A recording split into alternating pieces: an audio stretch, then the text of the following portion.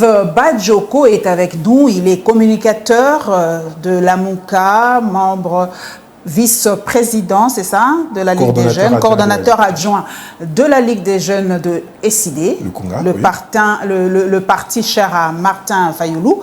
Et avec lui, nous allons débattre un peu de tout ce qui se passe dans notre pays, en tout cas, si le temps ne le permet, à travers le timing qui nous est réservé. Nous allons commencer tout beau parce qu'il y a beaucoup à dire. Nous allons d'abord commencer avec les sociétés de télécommunications. Mon ami et frère Yves Badjoko, qu'est-ce qui se passe avec nos sociétés de télécommunications? Avons-nous réellement la 4G, comme on dit dans ce pays? Parce que le service est quasiment minable. Je le cite carrément avec Vodacom. Regardez, j'ai mon téléphone avec moi. Je ne parviens à pas travailler. Impossible d'accéder à mes comptes Twitter, YouTube, TikTok et tout. Impossible. Ça fait 1 heure que j'ai posté un truc de 3 minutes. Qu'est-ce qui se passe? Et la population est amorphe. Qu'est-ce qui se passe avec nous? On accepte tout dans ce pays? Je ne saurais répondre à cette question. Il faut poser la question au gouvernement parce qu'ils ont institué le RAM à travers la RPTC qui était censé contrôler et réguler tous ces secteurs. Mais on voit que le secteur est à l'abandon.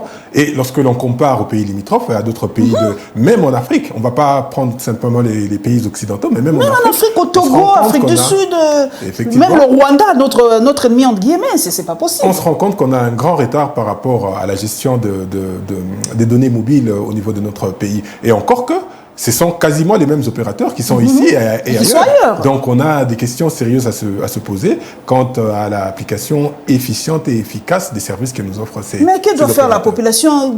On a l'impression que cette population, de fois, ne savent pas à qui s'adresser quand il s'agit. Est-ce qu'on a une association de consommateurs qui peuvent nous aider? Allez voir Vodacom, RTL et les autres. Ça ne va pas, on nous vole carrément. Le peuple est laissé à l'abandon. C'est triste et c'est dommage parce que le peuple seul ne peut pas orienter son action. Il faut qu'elle soit orientée. Mais après, nous avons un gouvernement qui devait protéger le pouvoir d'achat, qui devait protéger l'accès à tous ces services offerts à la population. Mais on se rend compte que ceux qui sont censés le faire ne le font pas.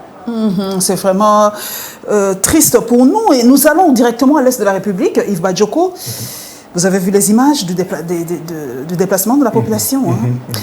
Et vous avez vu les réactions mitigées de notre gouvernement. Aujourd'hui, il y a vraiment une polémique par rapport à cette lenteur de notre gouvernement, de la communication biaisée, entre guillemets, de notre gouvernement. On ne comprend plus. Quelle est la position officielle aujourd'hui de notre gouvernement face vraiment à l'attaque du M23, à cette... je ne sais pas, cette deuxième vie du M23 chez nous? Laissez-moi rendre hommage à tous nos frères qui sont dans cette partie est longtemps déstabilisés par qui on sait maintenant, pour certains, parce que nous l'avons toujours dit et répété, que c'était le Rwanda qui servait essentiellement de base arrière à toutes ces rébellions. Le Rwanda, il n'est pas seul, il y a l'Ouganda et certains autres pays, mais nous avons mis en avant le Rwanda comme étant un instigateur de tout ce qui s'est passé au niveau de la partie est. Mais vous avez entendu, l'armée a fait une communication et en même temps, on a le gouvernement qui se permet de contredire l'armée. Mais alors, qu'est-ce qu'il faut comprendre de là? Mais si on remonte un peu plus loin, on se rappellera que M. Félix Tshisekedi a toujours considéré Kagame comme son ami et frère même. Donc, on est perdu, on risque de se perdre en conjecture si on essaye d'analyser, d'entrer dans les méandres de cette relation que M. Félix Tshisekedi veut entretenir avec le Rwanda. Mais vous savez, notre position à nous, elle est claire. Notre position à nous, elle est ferme. Il y a déjà plusieurs années que nous avons dénoncé toutes ces dérives, toutes ces choses, à travers la bouche de notre très cher camarade Adolphe Mouzitou. Aujourd'hui, les vidéos sont en train de ressortir. Lui, il avait dit carrément, on doit faire la guerre, parce que c'est la seule solution, parce que là, on caresse trop le Rwanda dans le sens du poil. Et Vincent Karega, on l'invite aussi poliment que possible, et l'ambassadeur ne peut dire que ça. Mais évidemment, qu'est-ce qu'on s'attendait à quoi? Qu'il dise autre chose? Non, il aurait pris cette position en démentant fermement. Mais moi, je suis étonné, je suis même estomaqué que l'on prenne le temps de convoquer un ambassadeur alors que notre armée à travers des suspects qu'ils ont arrêtés, identifié clairement les personnes qui quelle est la position? Aujourd'hui, on n'est pas en train bien que le gouvernement nous dit que c'est une campagne de désinformation, nous ne devons pas confondre rebelles et je ne sais pas moi quel est le mot qu'ils ont employé là tout à l'heure. Nous sommes tellement énervés que des fois on perd un peu notre sang-froid, parce que le gouvernement, je viens de lire ça tout à l'heure, il a dit ce sont des agresseurs, c'est pas. Donc on ne comprend pas très bien cette communication du gouvernement. Ben, qu'à cela ne tienne, nous avions une violation de notre territoire par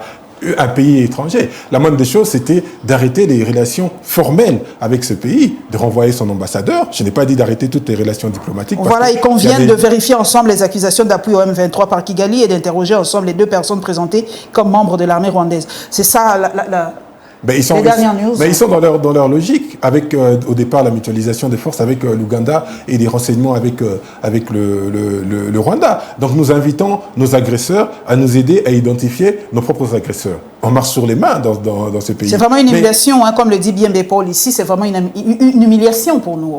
L'humiliation, le mot est faible.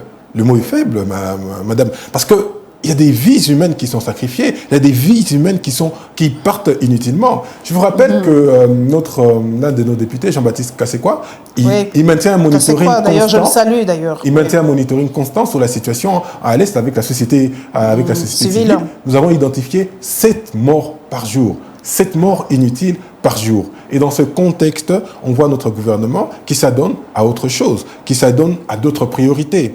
Hier, j'étais sur un plateau télé, on m'a posé la question sur l'issue du match phase de qualification. Mais comment vous voulez que je donne un sentiment alors que d'un autre côté, il y a nos frères qui sont abattus. Et d'un autre côté, on doit soutenir une équipe nationale. On se met dans des conditions, dans des sentiments un peu contradictoires et on perd un peu le sens, le fil des choses.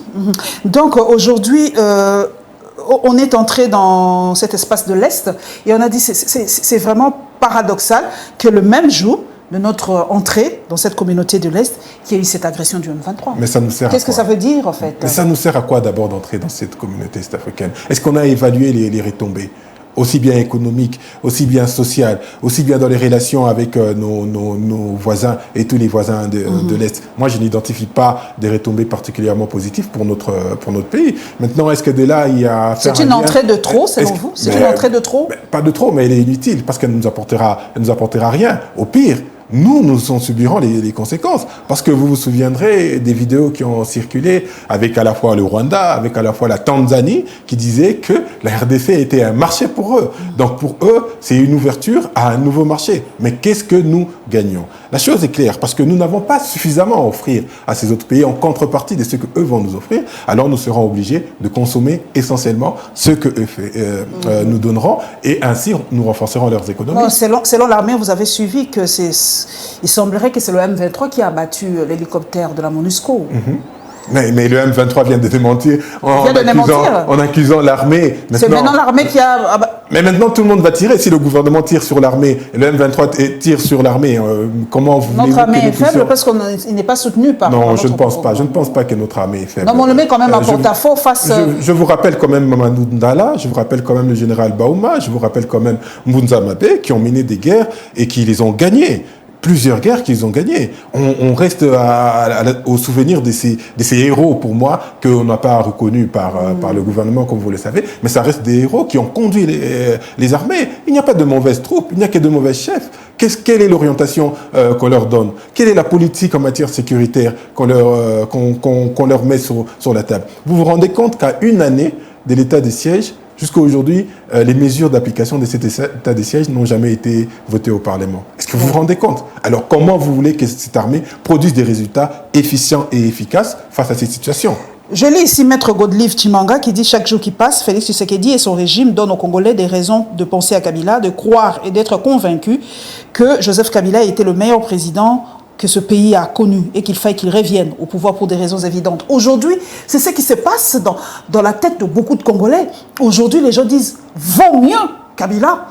Et c'est même en Europe aujourd'hui, ici en RDC, à l'intérieur du Congo profond, c'est ça qu'aujourd'hui pense le Congolais lambda. C'est extrêmement c'est de la confusion, les gens ne comprennent plus. Il faut être prudent. Entre la peste et le choléra, les gens ont fait leur choix. Mais il faut être prudent avec toute cette alimentation au niveau de la communication. Elle peut être orientée à dessein pour redonner un peu de l'allant à monsieur Kabila. C'est fait à dessein, selon vous? C'est fait à dessein? Tout ce qui se passe ici, c'est fait à dessein? Je pense que c'est orienté. De la part de qui? Je ne saurais m'avancer pour le moment. Mais le fait est que la population doit retenir que Kabila a été un mauvais président pour ce pays et qu'il y a une alternative crédible, une alternative que nous portons aujourd'hui à travers la Mouka, à travers Martin Fayulu qui a été notre candidat aux dernières élections et qui, je l'espère, se positionnera pour les joutes électorales en 2023. Est-ce que Kabila peut se représenter en 2023? Parce qu'aujourd'hui, ça ressort, aujourd'hui, sur tous les plateaux de télé, les juristes, tout le monde aujourd'hui s'y met Kabila pour 2023. Mais voilà, la question, elle va sans doute ressurgir encore un peu plus. Ça a déjà commencé. Oui, ça a commencé. Ça va aller crescendo. Oui, ça va aller crescendo, ça c'est certain. Et on va aller dans un débat juridique et qui va dans tous les sens. Mais sauf que dans notre pays, on a tendance à oublier quelque chose. Toutes les lois ne sont pas écrites. La morale, elle n'est pas écrite. Il faut quand même qu'on se remette en question. Lui-même, Joseph Kabila, il doit se remettre en question. Après 18 ans de règne sans partage, qu'est-ce qu'il a encore à offrir à cette population? Ils ne doivent pas forcément s'orienter vers la législation pour dire, voilà, la loi électorale, pour dire la Constitution ne nous l'empêche pas, mais il y a aussi la morale, il y a aussi l'éthique. Qu'est-ce que nous recommande l'éthique? Qu'est-ce que nous recommande la morale? Qu'est-ce que nous recommande la sagesse? Est-ce que Kabila a encore quelque chose à donner à ce pays? Peut-être pas en tant que président, peut-être autre chose, je ne sais pas, mais je n'y crois pas du tout. Mais ils doivent se poser des questions dans ce sens-là. Pas forcément sur le plan juridique, judiciaire et tout ce qui va avec, mais aussi sur le plan moral, éthique, et voilà. Et je lis un tweet nous revenons à l'armée de Jefté Kissita qui a dit que 5 soldats FRDC, 3 officiers, un lieutenant-colonel et 2 majors ont été arrêtés à Bunia. Selon le porte-parole des opérations Ituri, ils sont impliqués dans la vente d'armes et de munitions au groupe armé dont Codeco. Leurs collaborateurs des civils sont aussi aux arrêts. Donc nous sommes aussi nous-mêmes responsables de notre propre malheur. Ben, il est évident qu'il est nécessaire qu'il y ait des complicités au niveau interne pour que la partie soit déstabilisée autant d'années. Mais je vous rappelle qu'en 2019, nous avons fait une proposition à travers Martin Fayulu. Nous avons fait une proposition de sortie de crise. Nous avons dit qu'il fallait réformer. Ça a été rejeté en bloc. Et on accusait Martin Fayulu à l'époque de vouloir partager le gâteau. Voilà, nous avons bien identifié les problèmes. Nous avons dit qu'il fallait revoir les services de sécurité, il fallait les réformer, la justice et tout ce qui va avec. Et comme vous l'avez dit, on nous a rayonnés. On nous a dit que nous étions des haineux et que nous cherchions des postes à responsabilité pour se renflouer un peu nos poches. Mais sauf que, comme nous avons dit, que le temps était notre meilleur allié. Sauf que la réalité est cruelle parce que ce sont les populations civiles, c'est la population congolaise qui subit les conséquences de toutes ces affres. On nous a reproché de ne jamais proposer quelque chose. Mais nous avons proposé depuis 2019 un plan de sortie des crises. Nous ne disons pas que nous avons la science infuse, nous ne disons pas que c'est la solution immuable, inamovible, mais nous avons au moins ça sur la table. Nous disons à nos frères congolais, venez, mettons-nous sur la table pour essayer de trouver des solutions aux problèmes pour lesquels nous faisons face. Mais on n'écoute pas. On a fermé les écoutilles au niveau du régime de Félix Tshisekedi, au niveau du régime Fachi. Ils ont préféré organiser cette mascarade qu'est l'Union sacrée. Un rassemblement hétéroclite des gens qui viennent avec des intérêts aussi divers que divergents et qui ne nous mènent nulle part. Et aujourd'hui, le côté social, Barbara Nzimbi nous l'a presque détaillé aujourd'hui, la flambée des prix aujourd'hui au marché, c'est incroyable, c'est intenable. Hein. Moi, je suis allée au marché avant-hier, j'ai craqué, je n'ai pas pu supporter. C'est incroyable ce qui se passe. Vous êtes très bien placé pour le savoir. C'est vous qui avez en charge généralement les bourses des ménages. C'est incroyable. Qu'est-ce qui se passe? Mais si vous lui dites comment on peut vous contredire, on ne peut qu'abonder dans le même sens que vous. Mais ce qui se passe, c'est qu'il y a une absence totale de vision, une absence totale de leadership.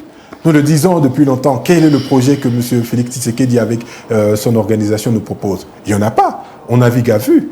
Un coup, on dit qu'on a trouvé la clé pour résoudre la question de la faim à Kinshasa, spécifiquement à travers nos frères de Kinkole, des pêcheurs de Kinkole. Et d'un autre coup, on nous dit qu'on va aller pêcher du chinchard au niveau de la Namibie. Il faut savoir ce qu'on veut. D'ailleurs, le ministre est interpellé à l'Assemblée nationale, hein, et il y avait une motion de censure. Mais voilà, il a porté aussi plainte. Il a dit qu'il y a eu vice de procédure. Mais c'est de la mascarade comme ils sont habitués à le faire. Mais il ne va pas tomber, l'Assemblée nationale. Je ne pense pas qu'il va tomber. Et si, il faille que des gens tombent. Il faut se poser les bonnes questions. Le ministre, c'est vrai qu'au niveau sectoriel, c'est lui qui met en musique tout ce qu'il faut. Mais qu'est-ce qu'il a reçu comme recommandation? Quel est le projet traduit en programme de gouvernance qu'il a reçu à mettre en œuvre? C'est ça la question qu'il faut se poser. Mais là, si on braque tous les projecteurs sur le ministre de l'économie, nous ferions une erreur grave. J'ai parlé tout à l'heure de la qualification, de la débâcle que nous avons subi pour la qualification au mondial. Vous vous rendez compte, pendant qu'on joue une qualification au mondial, au niveau local, le championnat est totalement à l'arrêt. Vous vous rendez compte, heureusement, je salue encore le sens d'abnégation de nos enseignants au niveau supérieur qui ont repris le travail. Les cours quand oui, même. mais on va continuer ces yo-yo jusque quand? Un coup, on s'arrête, un coup, on reprend. Et l'année, qu'est-ce qu'on fait de nos chers étudiants? Donc, il n'y a pas de politique claire. Le Congo navigue à vue. Un coup, on se réveille, on a un projet 100 jours. Un coup, on se réveille, on a Kinshasa 0 trou. Un coup, on se réveille Chile Gelou. Et maintenant, on nous bombarde 145 territoires. Donc, c'est vraiment des projets qui ne sont pas pensés en amont, qui ne sont pas structurés. Bref, il n'y a pas de projet, il n'y a pas de proposition que le régime Fathi nous propose à la population. Et c'est quand même incroyable. Est-ce que vous avez une idée, vraiment d'une façon pragmatique, de la vision du chef de l'État? Je n'ai pas. J'aurais bien aimé avoir une idée pour essayer de la contredire, pour essayer de débattre dessus. Lorsque nous sommes dans des plateaux avec nos co-débatteurs de l'Union Sacrée, mais je leur pose cette question à chaque émission. Quel est le projet de société? Dernièrement, nous avons subi malheureusement des déraillements de trains en cascade. On a perdu des gens, encore des morts inutiles, des humains qui montent dans des convois de marchandises sans que personne n'ait dit mot. Ils meurent dans l'indifférence la plus totale. Il n'y a aucune enquête qui se fait pour déterminer les responsabilités. Il n'y a pas de projet de société. Ils vont vous raconter qu'ils ont réhabilité une route par-ci, une route par-là, mais ça ne suffit pas. Il faut nous dire voilà d'où on venait, voilà où nous sommes et voilà où nous emmenons le pays. Ils ont multiplié des slogans creux. Le peuple d'abord. On en oublie même tellement il y en a eu beaucoup. Mais pour quel résultat? Aujourd'hui, le peuple est livré à lui-même. Aujourd'hui, le peuple subit les conséquences. Aujourd'hui, notre économie est... Nous savions tous que l'économie était extravertie, pour revenir à la question du ministre. Mais qu'est-ce qu'on a fait pendant tous ces temps? Quelles sont les politiques qu'on a mises en place pour essayer de rendre notre économie résiliente? Tshisekedi ne pouvait pas arranger ça pendant 3 ans. C'est trop peu. C'est pour ça qu'il a demandé un second mandat. Laissez-le le temps d'avoir une majorité à l'Assemblée nationale, d'avoir la main mise sur son job, permettez l'expression, et de pousser le mandat à 7 ans. 5 ans, c'est trop peu en Afrique. Mais avec ce changement de la Constitution qui arrive à grands pas. Mais je pensais qu'avec l'Union sacrée, il avait la majorité, qu'il avait maintenant les mains libres pour agir. Vous avez parlé d'une majorité hétéroclite, chacun vient avec ses ambitions, ses agendas cachés. Il aurait dû le comprendre bien plus tôt. Vous savez, je ne veux pas me focaliser sur le président élu Martin Fayulu, mais lorsqu'il disait dans sa proposition que 2 années après, nous referions des élections pour permettre de remettre toutes les choses à plat et pour que des gens soient pour que les personnes qui auront les mandats puissent être confortées dans leurs responsabilités. Qu'est-ce qu'on n'a pas dit? On a dit il est fou le monsieur, il est tombé sur la tête le monsieur, mais c'est cette réalité. Mais nonobstant, il ne faut pas qu'on oublie le fait que M. Félix Tshisekedi, après 1 année, avait ce levier de pouvoir dissoudre l'Assemblée nationale. Je n'ai jamais compris d'ailleurs pourquoi il ne l'a jamais fait, en fait. Ah, mais c'est la bonne question. Mais moi, je pense qu'il est lié par son deal qu'il a signé avec son prédécesseur Joseph Kabila. Je pense qu'il est toujours tenu par ça et qu'il n'est pas... Mais oui, malheureusement... Kabila est-il aussi puissant que ça, jusqu'à maintenant? Je pense que Kabila, il est comme resté 18 années au pouvoir. Je pense qu'il a toujours gardé une certaine sphère d'influence. Et nous avons contesté à M. Félix Tshisekedi son accession aux responsabilités. Mais tout part de là. La Constitution le dit. Tout part de là. La manière dont on accède aux responsabilités, elle nous tient. Si on accède aux responsabilités du fait de la volonté de la population, on n'est redevable que à cette population. Mais s'il y a d'autres chemins qu'on emprunte pour accéder à des responsabilités, nous devons redevables aux gens, aux personnes, aux institutions qui nous ont permis d'accéder à ces responsabilités. Donc voilà. Revenons un peu à l'armée, parce que l'émission d'aujourd'hui, c'est vraiment, je suis sur Twitter, merci à la twittosphère congolaise, merci à toutes ces intelligences de mon pays. Hervé Amanidi, Sylvain Nkenge paye le prix de la vérité, souveraineté. Dire tout haut que le M23 serait soutenu par le Rwanda serait une accusation non fondée. Pour le Congo, désormais, l'état-major général reprend le lead de la com par le biais du major, je crois, Kassonga Richard. C'est le pays agressé qui s'excuse. C'est incroyable. C'est ça qui m'a un peu choqué depuis quelques heures. Hein. Je suis quand même choqué. Je vous l'ai dit, on marche sur les mains on marche sur les mains dans ces pays. Vous l'avez dit tout à l'heure, on met en porte-à-faux notre armée. Exactement. On met en porte-à-faux nos frères qui sont en armes là-bas et qui défendent le pays. Jeune Afrique avait quelques heures après déjà annoncé le temps en disant qu'ici à Kinshasa, les gens n'étaient pas d'accord avec ce que le porte-parole avait fait le porte-parole de l'armée avait fait comme communication. Donc voilà, on marche sur la tête et c'est ce qu'on dit. Il n'y a aucune vision claire au niveau de la gestion de la sécurité de notre pays. Et il me souvient que lorsqu'on a parlé de l'accord qui a créé le cash, il aurait été parrainé par le Kenya, par le président kenyan. Donc c'est ce que je vous dis.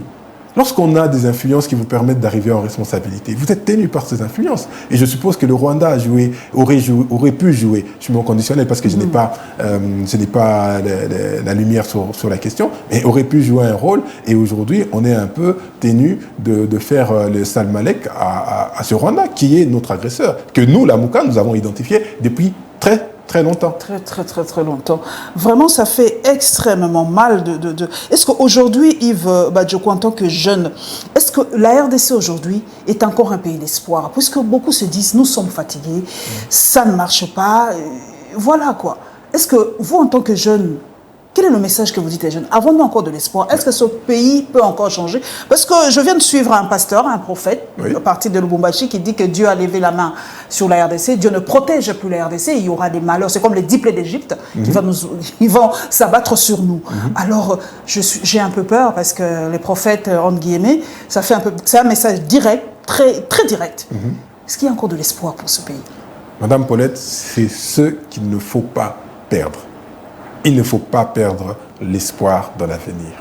Ce que vous dites est fondamental. Je lis ce désespoir dans les chefs de nos frères et sœurs, de nos compatriotes. C'est ce qu'il ne faut surtout pas faire. C'est ce que Martin Fayulu a encore rappelé lors de ses derniers déplacements. Il ne faut pas perdre espoir. Il y a encore des gens de bon sens. Il y a encore des gens qui ont un amour pour ce pays. Il y a encore des gens qui ont une proposition pour ce pays, pour qu'ensemble, maintenant il ne faut pas identifier, il ne faut pas que nous pensions que c'est Martin Fayulu qui va permettre l'essor de ce pays, qui va nous permettre de nous libérer de tout ça. Non, la population, le peuple se libère. Certes, Martin Fayulu, et bien sûr avec tous les amis de la Mouka, trace d'orientation, nous montre la voie. Mais c'est au peuple de revendiquer, c'est au peuple de se remettre en question et de prendre le bon schéma. C'est pourquoi nous, en tant que républicains, nous n'avons pas d'autre alternative. Nous disons qu'en 2023, nous n'accorderons pas une minute, pas une seconde de plus à ce régime qui ne nous a causé que malheur sur malheur. Et nous le répétons, nous le disons à la population, qu'il faut être prêt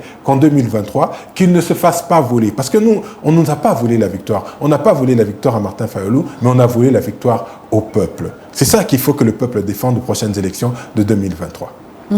Patrick Mouyaya l'a dit, je l'ai suivi sur RFI, le temps est venu pour construire une relation de paix dans la sous-région.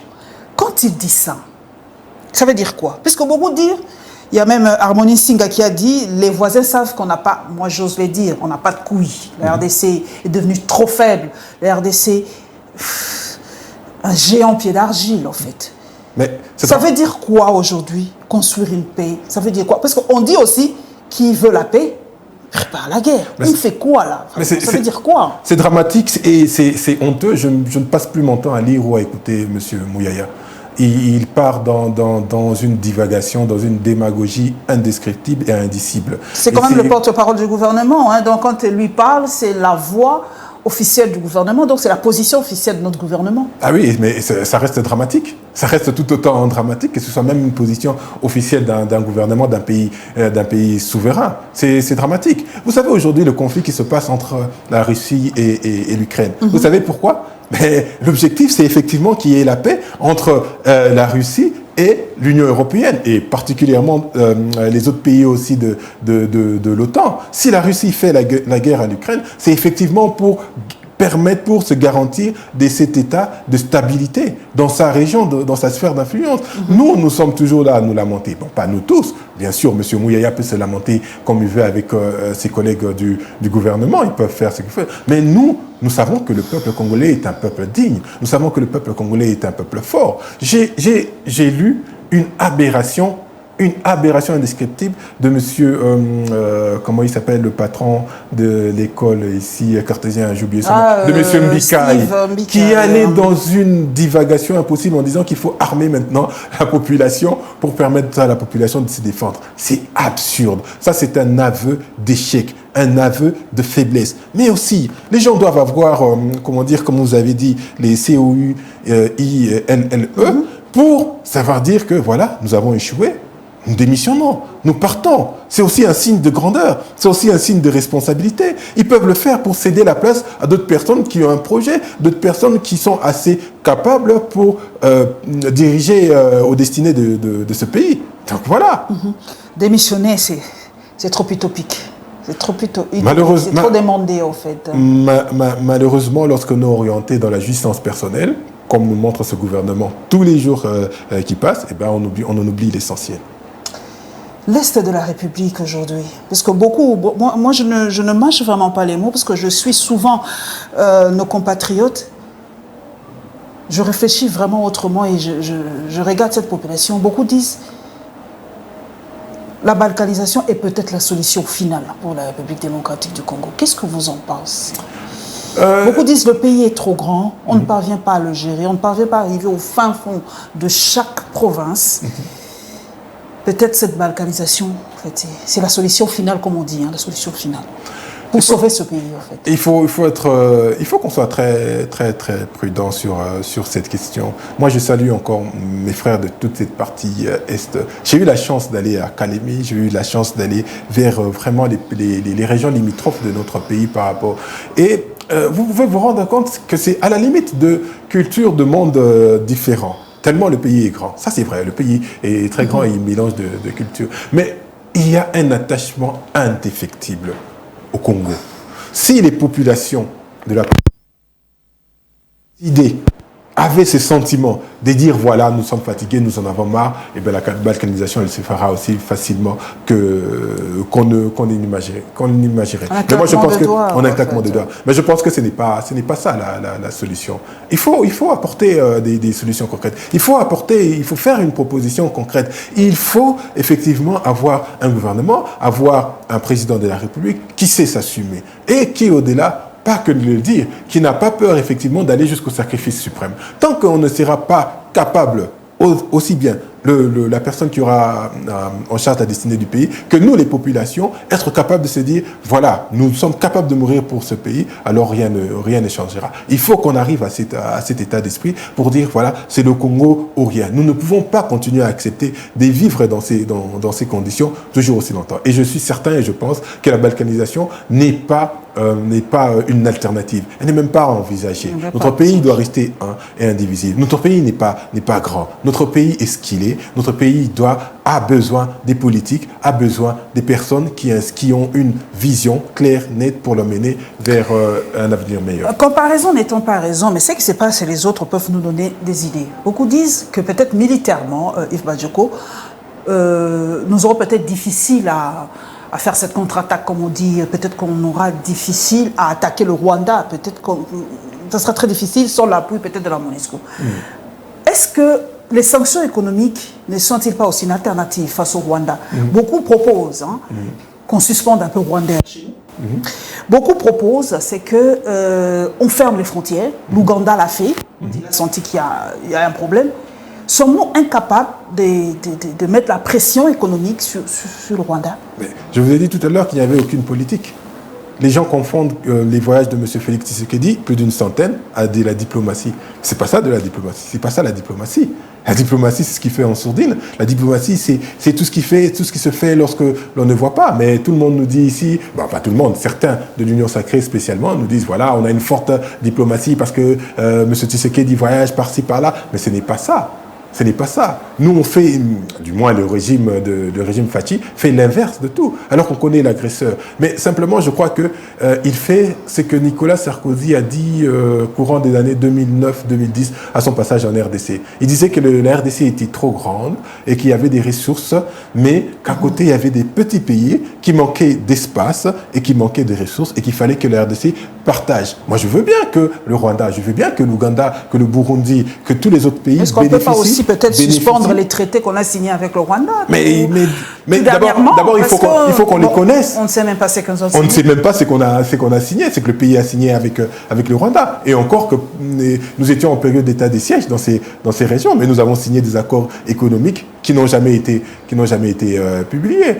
Je pense que la solution, elle ne passe pas par quatre chemins. Il faut que nous nous armons.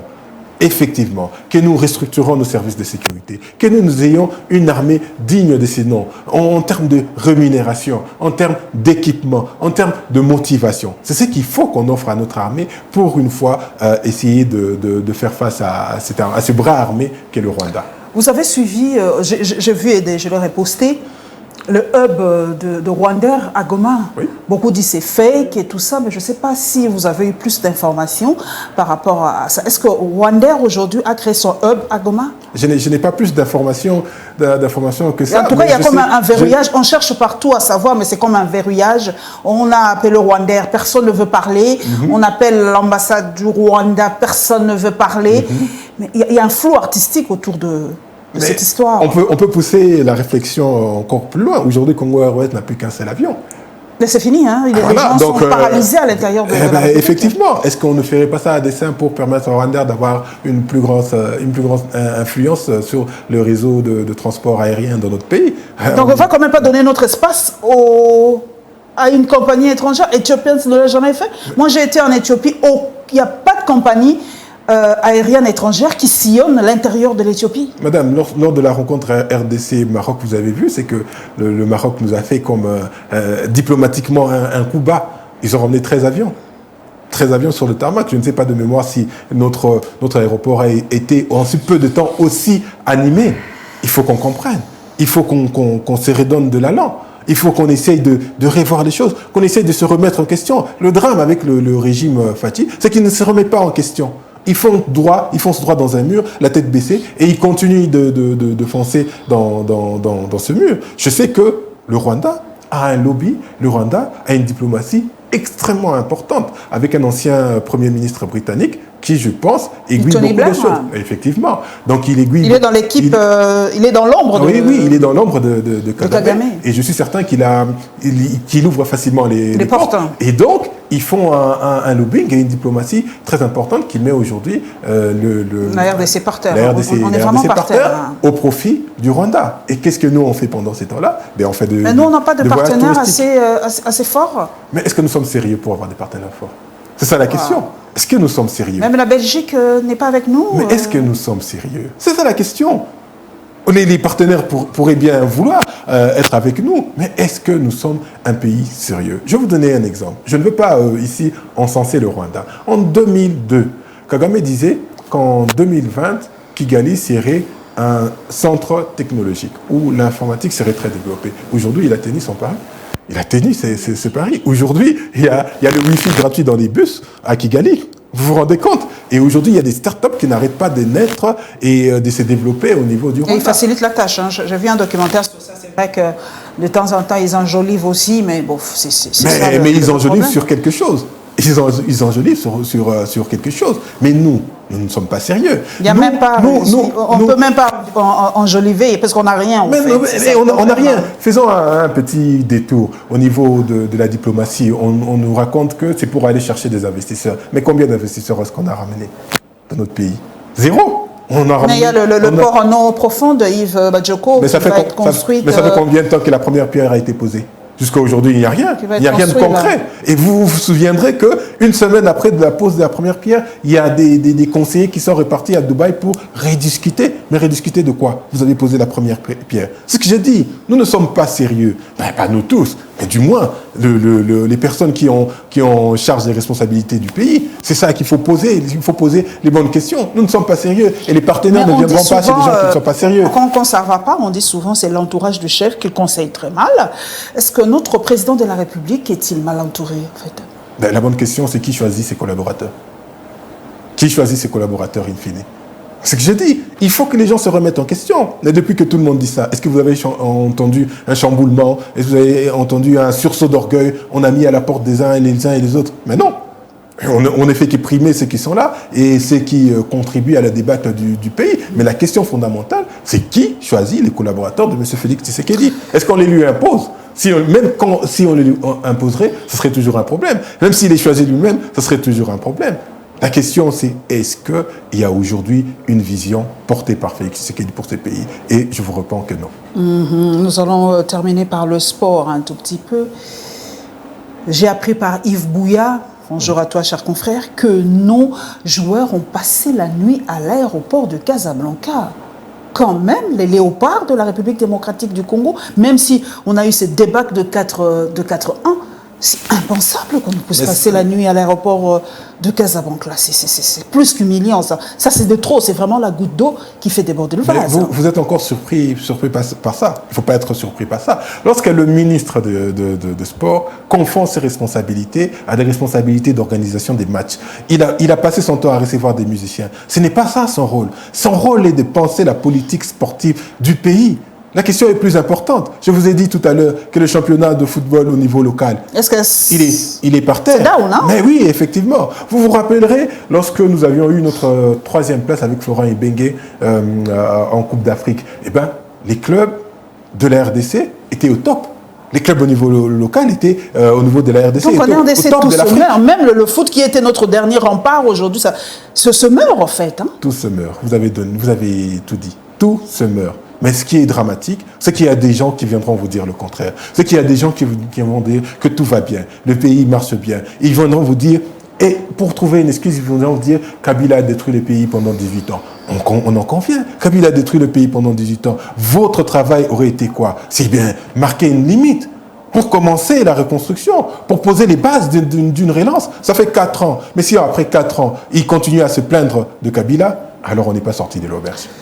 Comment expliquez-vous l'échec de Léopard? Qu'est-ce qui s'est passé? C'est simplement l'impréparation ou quoi? Qu'est-ce qui s'est... Ou l'équipe n'est pas homogène ou qu'est-ce qui s'est passé pour qu'on ait cette débâcle de 4-1? Ben, comme je l'ai dit tout à l'heure, il y a absence de politique sportive au niveau de notre pays. Le coach n'est pas responsable parce que beaucoup disent que le coach n'a pas bien joué son rôle, qu'on ne connaît pas trop bien l'équipe, il ne parvient pas à créer cette homogénéité de l'équipe nationale. Vous savez qu'au Maroc, lorsque l'équipe nationale est arrivée, ils sont arrivés à 100 km du lieu où devait se tenir la rencontre, à 3 jours de la rencontre. Vous vous rendez compte qu'ils ont établi leur camp, leur base à 100 km du lieu où devait se tenir la rencontre. C'est impensable. Comment vous pouvez imaginer? Parce que ça va engendrer de la fatigue après. Mais là, ce n'est pas la question du coach. C'est la question de la fédération. C'est la question, à la limite, comme le ministre voulait s'en mêler, c'est la question du ministre. C'est une aberration totale. Et aujourd'hui, on a ce qu'on a. Mais après, madame, nous sommes africains, il y a peut-être aussi ce côté mystique lorsque nos frères sont en train d'être tués par les M23. Nous, on ne peut pas se prévaloir à aller gagner des matchs. Mais le pays ne va pas. C'est vrai que ça fait mal, mais on doit remplir certaines obligations. Soit on aurait dû carrément annuler notre participation à la Coupe du Monde. Qu'on annule tout, en fait. Si c'est la mesure qu'on veut prendre, Yves Badjoko, qu'on annule notre participation à tous les événements mondiaux. Expo Dubaï, Miss Monde, Miss Univers, football et tout, qu'on arrête tout, qu'on se concentre dans notre pays. On doit lever cette option. Sinon, on doit participer à ça. Qu'est-ce qu'on doit faire? On doit prioriser quoi? Priorisons, madame. Mais c'est ça, c'est ce qu'on dit, c'est l'offre. Donc on arrête, il faut proposer, c'est que nous arrêtons toute notre participation à tous ces événements mondains, entre guillemets, pour nous recentrer pour la sauvegarde de notre pays. C'est une initiative. Ça peut être, dans ma réflexion personnelle, ça je ne donne pas une position à la Mouka ou ICD, dans ma réflexion personnelle, j'ai comme modèle la Chine.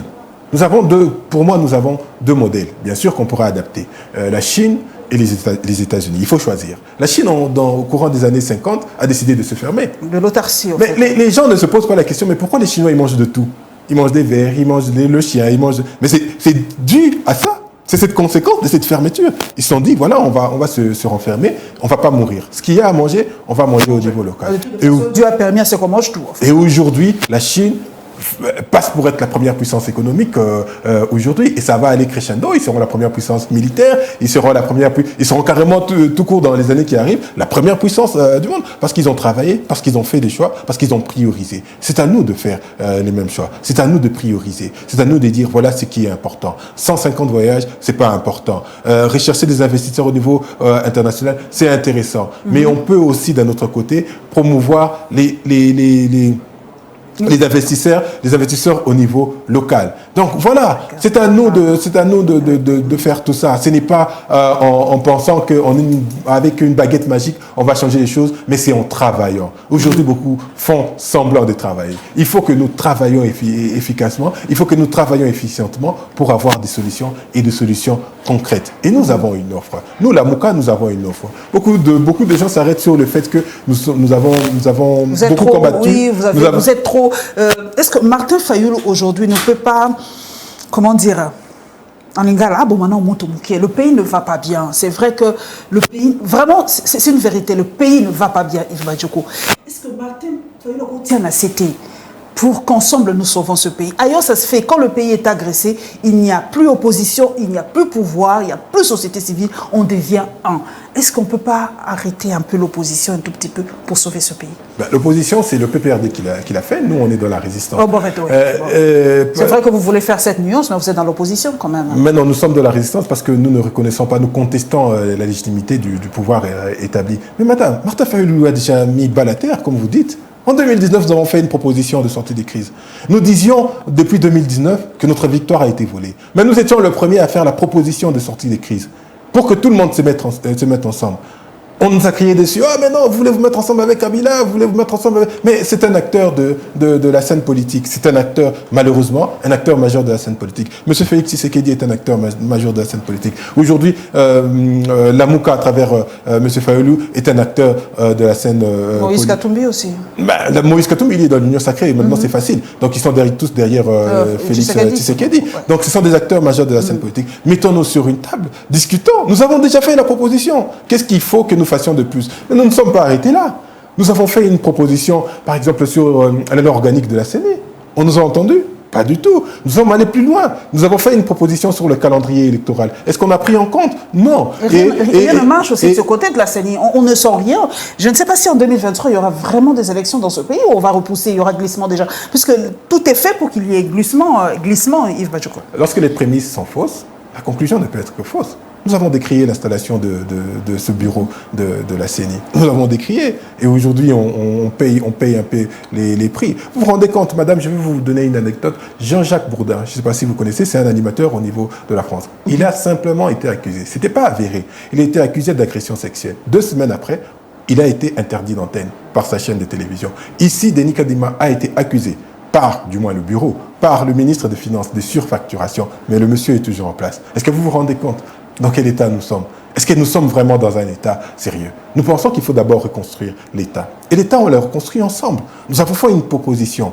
Elle est toujours en vigueur. Venez, mettons-nous sur une table. Discutons des questions essentielles. Posons les bases. On ne va pas discuter sur tout. Ne partageons surtout pas les responsabilités. On ne veut pas des responsabilités, nous. Nous, on veut qu'on se mette sur une table. On décide de ce qu'on va faire tous ensemble et on se met tous ensemble à chance égale pour qu'en 2023, nous repartons sur de bonnes bases. Parce qu'il faut travailler. Ce n'est pas aujourd'hui si on dit, voilà, M. Martin Fayulu dit, voilà, moi je dors et avec tout, nous de la MOCA, nous disons nous dormons, nous ne disons plus rien que les choses vont changer. Non, c'est par le travail. Mais il faut qu'on travaille tous ensemble, la main dans la main. Et pour ce faire, nous avons toujours la proposition de sortie des crises qui est en vigueur. En quelques poussières des secondes, pour vous, quelle est l'image que vous avez, Yves Badjoko, de la diaspora congolaise?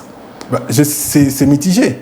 C'est mitigé parce que cette diaspora, aujourd'hui, elle est, on va dire comment, elle est salie par ce qu'on a aujourd'hui à la présidence de la République. Elle est salie, cette diaspora. Mais nous pensons qu'il y a encore à l'extérieur de notre pays des gens valeureux, des gens capables de faire les choses. Je vais vous donner un exemple. Il y a le professeur Jean Bélé, je crois, Jean Bélé, qui a fait un smartphone intéressant, qui a fait Okapi, c'est ça? Voilà, Okapi, je ne voulais pas le citer pour faire de la pub. Mais est-ce qu'on a exposé ça à Dubaï? Je ne sais même pas si on en a parlé à Dubaï, Alexandre. Je ne pense pas qu'il ait pensé à ça. Mais si on a même pensé à ce monsieur qui a fait un truc... Où est-ce que ces smartphones, il a fait des smartphones, des tablettes, et je crois qu'il a lancé même des Okapi offre aux journalistes quand même des smartphones, ça fera du bien, ça c'est un clin d'œil. Il a fait même des ordinateurs. Qu'est-ce qu'on fait? Pourquoi on ne le rapatrie pas? Pourquoi on ne le rapatrie pas? Il est toujours à l'extérieur du pays. Mais c'est la bonne question. Donc nous avons, je pense, au niveau de l'extérieur du pays, des gens valeureux, des gens capables d'apporter une diaspora efficace, positive, qui se bat. Utile dans tous les sens. J'entends beaucoup de gens vilipender Bokechu, mais il se bat avec les armes qu'il a. Il se bat pour que ce pays change avec les armes qu'il a. On peut ne pas être d'accord avec lui, j'en conviens, mais c'est ce qu'il a comme arme, il se bat avec. On a le professeur Jean Bélé qui a d'autres armes, qui se bat avec, qui met en avant notre pays. Mais nous, qu'est-ce qu'on fait aujourd'hui? On ferme les écouter, on ne s'occupe pas de ces questions. Merci Yves Badioko, merci beaucoup. Le temps qui nous a été imparti est malheureusement terminé, c'est ça la télévision. Merci pour votre première participation à Spécial Débat. Je sais que je l'aurai prochainement en lingala. Il avait préféré la langue française. C'est quand même bien de réfléchir aussi dans une langue, parce que moi je dis toujours cette langue française n'appartient plus aux Français en fait. C'est notre langue, nous l'avons choisie et nous l'avons colonisée. C'est notre langue, nous devons faire avec. Oui. C'est pas question de complexe et tout ça. C'est la langue officielle de la République démocratique du Congo. On doit faire avec aussi. Voilà, merci à vous tous qui nous suivez de par le monde à travers ma chaîne La Lyon Télévision officielle. Merci à vous, merci à toute l'équipe technique et surtout merci à celle qui m'a habillée aujourd'hui, Lydia Sambay. On se retrouvera très très prochainement. Que Dieu vous bénisse et qu'il ne laisse surtout pas sa main sur la République démocratique du Congo. Nous le supplions pour ça. À plus.